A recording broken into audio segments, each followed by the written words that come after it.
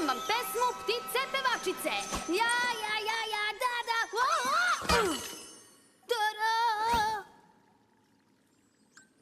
Znači, želiš da pomerimo sunce i mesec zbog zabave? Pa, učinila bih to sama, ali nemam vašu čaroliju.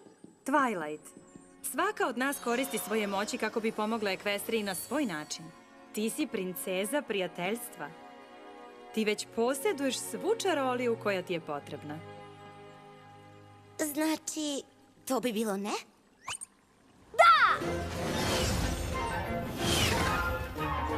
Nebo je vedro i spremno za festival!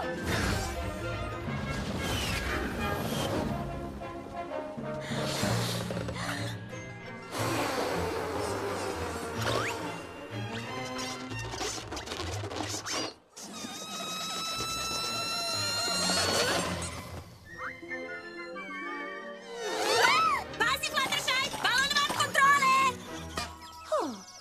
Mislim da nije balon taj koji je van kontrole, Pinkie Pie. Ćao, društvo! Hoćete da probate finu jabukovaču po porodičnom receptu? Ukusna!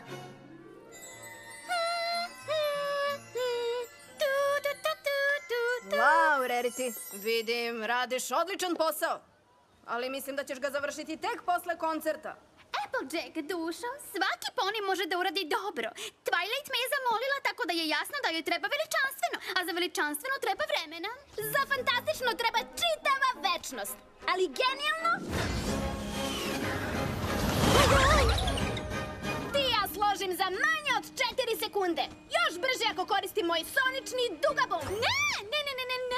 Da se nisi usudila, Rainbow Dash. Već dovoljno jadno izgleda. Ma daj, izgleda dobro. Da, ako si odrasla u štali.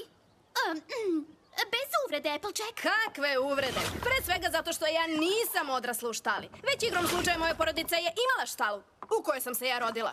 I provela celo svoje detinjstvo. Dobro, samo još 1001 stvar da se završi i spremni smo. Hej, Twilight! Zdravo, Spike. Zdravo, Rarity. Kako je prošlo kod princeze na sastanku? Je li im se dopala tvoja ideja? Sigurno je obožavaju! Ne baš. Oni misle kako festival može biti savršen i bez njihove čarolije. Oni su apsolutno u pravu, dušo.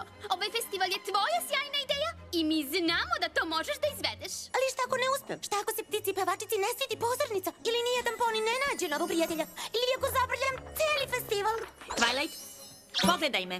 Ovo će biti najveći događaj koji je Ekvestrija ikada imala. A kao princeza prijateljstva ti ne možeš da podbaciš. Ovaj dan će da ti pokaže kosi. Pritisak je ogroman. Možda prevelik za jednog običnog ponija. Ali ti imaš nas, pa prestani da brineš.